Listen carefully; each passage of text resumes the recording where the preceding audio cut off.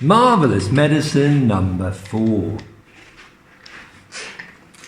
Back in the kitchen once again, George, with Mr. Cranky watching him anxiously, tipped half a pint of engine oil and some antifreeze into the giant saucepan. "Boil it up again," cried Mr. Cranky. "Boil it up and stir it." George boiled it and he stirred it. "You'll never get it right," said Mrs. Cranky.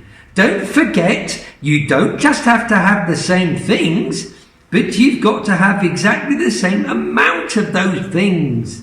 And how can you possibly do that?" "Oh, you keep out of this," said Mr. Cranky. "We're doing fine. We've got it this time, haven't we?" This was George's marvellous medicine number 4. And when it had boiled for a couple of minutes, George once again carried a cupful of it out into the yard. Mr. Cranky ran after him. Mrs. Cranky followed a little bit more slowly. "Oh," she said, "these chickens are going to be a bit strange if you go on like this." "Oh, dish it out, George," cried Mr. Cranky. "Go on, give a spoonful to that one over there." He pointed to a brown hen. George knelt down and held out the spoon with the new medicine on it. "Chick, chick," he said, holding out the spoon. "Chicky, chick, come on, try some of this." The brown hen walked over and looked at the spoon. Then it went peck. "Oh," it said, and a funny whistling noise came out of its beak. "Watch it grow!" shouted Mr. Cranky. "Watch it grow!" "Don't be too sure," said Mrs. Cranky. "What's it whistling like that for?" "Oh, keep quiet, said Mr. Cranky. "Give it a chance." They stood there staring at the brown hen. "It's getting smaller," said George. "It is. Look, it's shrinking." And indeed it was. In less than a minute, the hen had shrunk so much it was no bigger than the newly hatched chick. It looked ridiculous.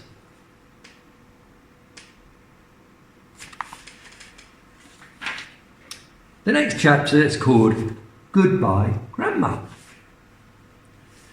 "There's still something you've left out," Mr. Cranky said. "I can't think what it could be," said George. "Oh, give it up," said Mrs. Cranky. "Pack it in. Come on, you're not going to get it right." George was fed up.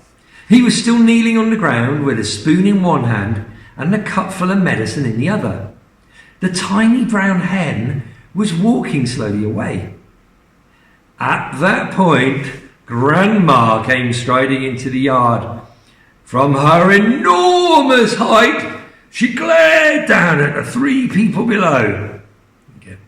And she shouted, "What's going on around here? Why hasn't anyone brought me my morning cup of tea? It's bad enough having to sleep in the yard with the rats and the mice, but I'm not going to starve as well. No tea, no eggs and bacon, no buttered toast." "I'm sorry, Mother," said Mrs. Cranky. "We've been terribly busy.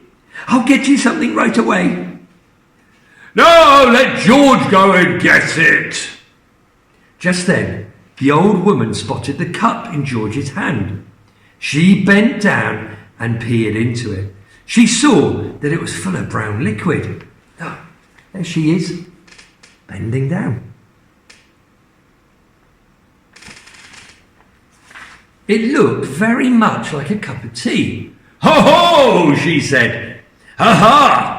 That's your little game, is it? You make yourself cups of tea and look after yourself. Oh, you've got a nice cup of tea, but you don't think of bringing one to your old Grandma? Oh, this is not fair." "No, Grandma, no, don't drink it," said George. "This isn't what you think." "Don't lie to me, boy," the enormous lady said. "Pass it up here 1 minute, now." "No," cried Mrs. Cranky. "No, Mother, don't, that's not for you."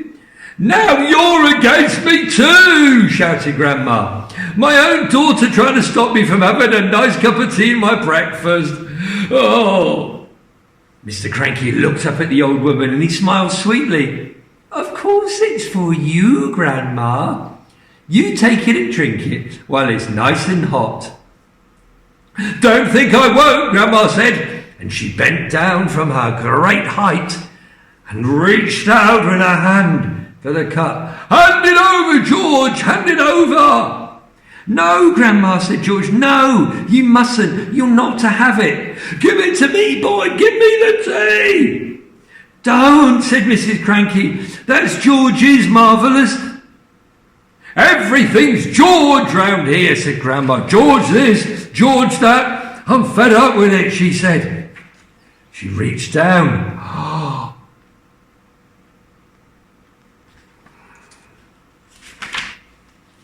She snatched the cup out of little George's hand and carried it high out of reach.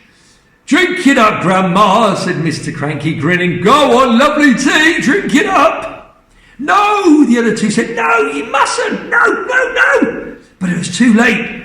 The ancient beanpole of a lady had already put the cup to her lips, and in one gulp, she swallowed everything that was in it.